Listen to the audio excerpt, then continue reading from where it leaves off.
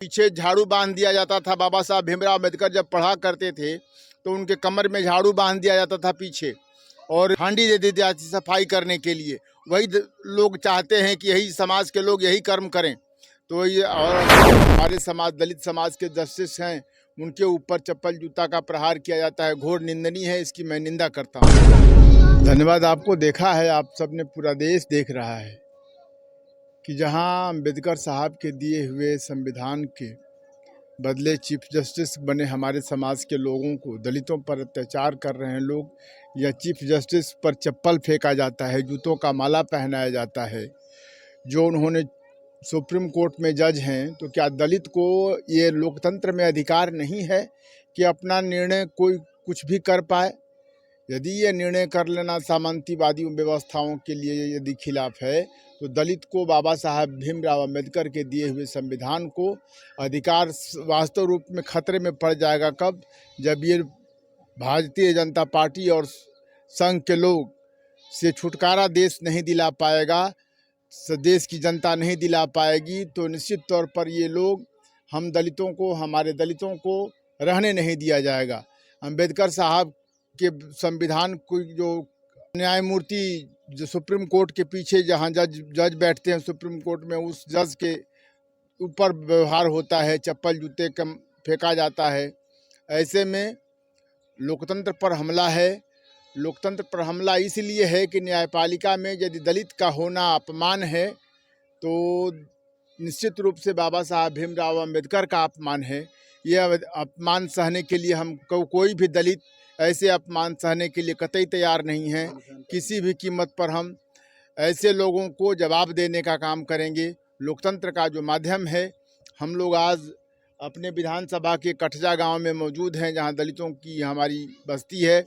इस बाबा साहब भीमराव अम्बेडकर को माल्यार्पण किया और सबको संदेश देना चाहते हैं कि बाबा साहब के बनाए संविधान पर पूरा देश चलता है, और इन्हीं संविधान को सहद जो जस्टिस, जो हमारे समाज, दलित समाज के जस्टिस हैं, उनके ऊपर चप्पल जूता का प्रहार किया जाता है, घोर निंदनीय है। इसकी मैं निंदा करता हूँ। क्या लग रहा है कि संविधान खतरे में है? बिल्कुल, यदि ऐसे लोग रहेंगे तो हमारा बाबा साहब भीमराव अम्बेडकर का दिया हुआ संविधान निश्चित तौर पर खतरे में हो जाएगा। जब देख रहे हैं कि जज दलित को जज होना अपराध है, तो निश्चित तौर पर हमारा संविधान खतरे में है। ऐसे में हम सबको सब एक हो करके लोकतंत्र पे हमला जो करने वाले लोग हैं, जो बैठे हैं ऊपर, जो उनको जवाब देना होगा, और जवाब देने के लिए सब दलितों को एक साथ मंच पे खड़ा होना होगा, सबके एक प्लेटफार्म पर खड़ा होना होगा, तभी हम उन कट्टीवादी व्यवस्था के खिलाफ लड़ पाएंगे। दलितों पे इसी तरीके से हमला होते रहे? हम लोग करने वाले लोग करते हैं, लेकिन हम दलितों के सम्मान के लिए, हमारे महागठबंधन के लोग, हमारी कांग्रेस पार्टी दलितों के, आज पूरे देश भर में ये कार्यक्रम हो रहा है। जो जज देख रहे हैं, जज साहब की तस्वीर लगी है, जज साहब के तस्वीर के इनके ऊपर चप्पल जूता का प्रहार होता है, तो निश्चित तौर पर ये सोचा जा सकता है कि ये हमला घोर निंदनीय है।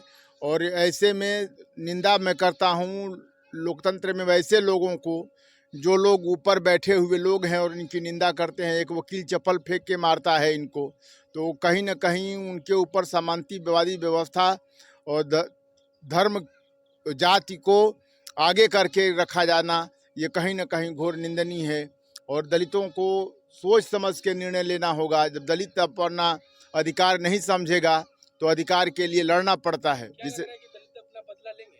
दलित को इसीलिए तो हम लोग घूम घूम के दलितों भाइयों को एक कर रहे हैं कि भाई आप लोगों को एक नहीं होंगे तो आप पर जो प्रतिदिन पहले पीछे झाड़ू बांध दिया जाता था। बाबा साहब भीमराव अम्बेडकर जब पढ़ा करते थे तो उनके कमर में झाड़ू बांध दिया जाता था पीछे, और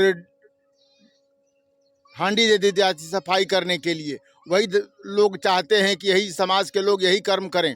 तो ये, और हमारा युवा समाज जहाँ पढ़ लिख के आगे बढ़ रहा है, तो इसके लिए हम लोग सब समाज को एक होना होगा, और एक नहीं होंगे तो इसका बदला नहीं ले पाएंगे। सर, इसमें सेंट्रल में बैठी सरकार, उस सरकार के विषय देखा है आपने एक मीडिया के माध्यम से, कोई एक भी उनका बयान आया है?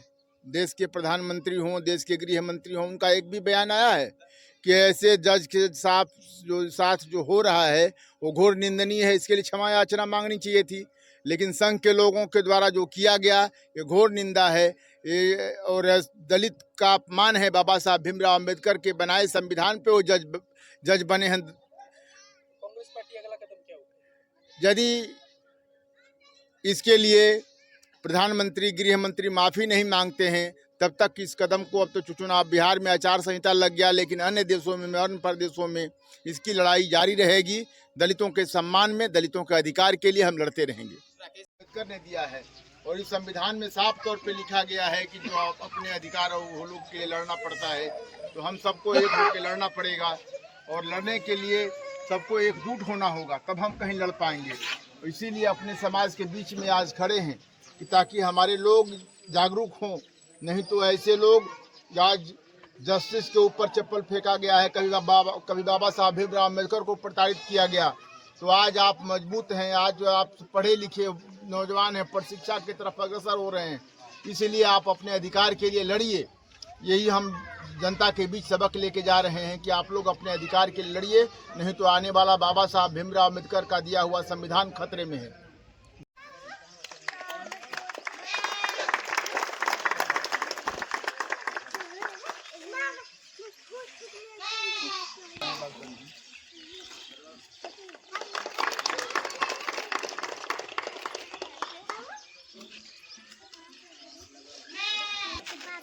रणजी